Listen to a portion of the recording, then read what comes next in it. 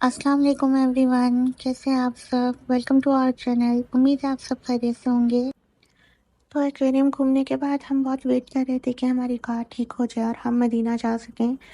Car तो ठीक हो गई थी अल्हम्दुलिल्लाह, बट एक दिन ज़ाया हो गया था जद्दा में ही। और अब हम मदीना जाते तो फिर इतनी ज़्यादा छुट्टियाँ नहीं थी, तो हम वापस जो है अब जाएंगे ताइफ की तरफ। अभी बहुत ज़्यादा भूख लग रही थी, अभी हमने लिया था ये अपना फेवरेट शेक दोबारा। अगर आप लोग जाएँ ताइफ जद्दा तो ये ज़रूर ट्राई करिएगा। ये एक जो आपको दिख रही है पीना कोलाडा, और दूसरी जो है वो है आइस चॉकलेट। तो खाने की यहाँ पे सर्च हो रही थी, हम आ गए थे ये पाकिस्तानी रेस्टोरेंट्स।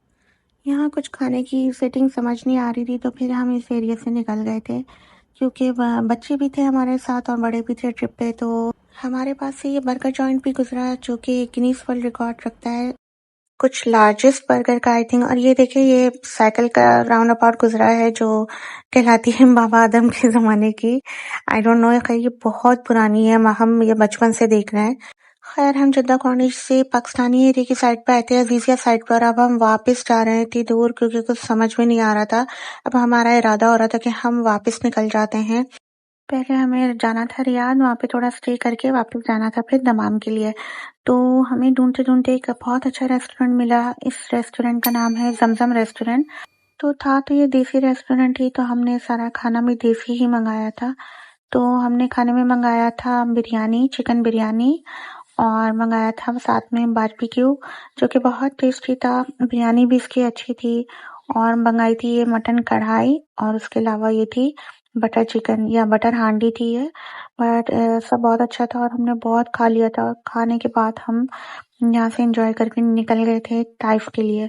तो ये है सुबह का वक्त और ये है ताइफ हाईवे। बस हम ताइफ पहुंचने वाले थे, और जब आपको मंकी दिखना शुरू हो जाए तो इसका मतलब ताइफ आप पहुंच गए। तो थोड़ा सा हमने रुककर यहाँ पे मंकीज को खिलाया, और फिर यहाँ से हम निकल गए थे। बहुत ज़्यादा थकान हो गई थी, तो ये हम पहुंच गए हैं ताइफ।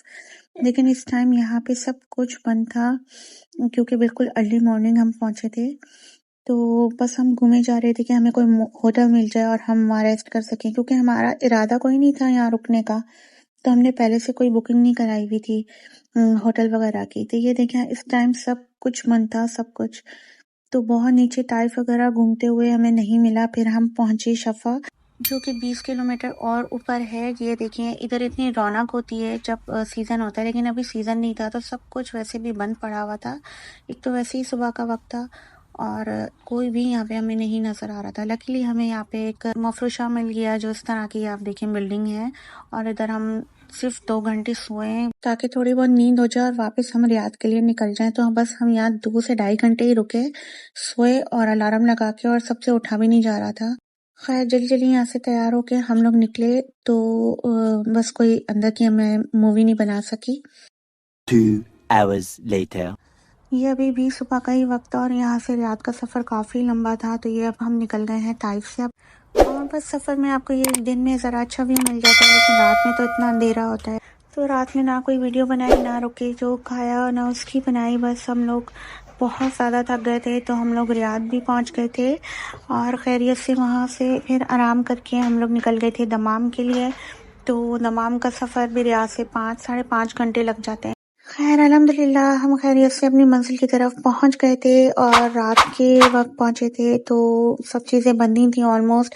लकीली हमें मैकडॉनल्ड्स मिल गया था, तो हमने वहाँ से कुछ बाय किया, और हमने खाया पिज़्ज़ा। उसके अलावा हमने ले लिए थे शेक वगैरह। और इतना थकन वाला सफ़र कभी भी नहीं रहा। इतने सफ़र के बाद सबसे मुश्किल टास्क था सारा सामान ऊपर लेके जाना। खैर हम लोग खैरियत से पहुंच गए थे। अब आपको आएंगे न्यू व्लॉग्स। अगर आपको हमारे व्लॉग अच्छे लगे हैं तो please like share and subscribe to our channel, और कमेंट करके ज़रूर बताइएगा आपको हमारा व्लॉग कैसा लगा।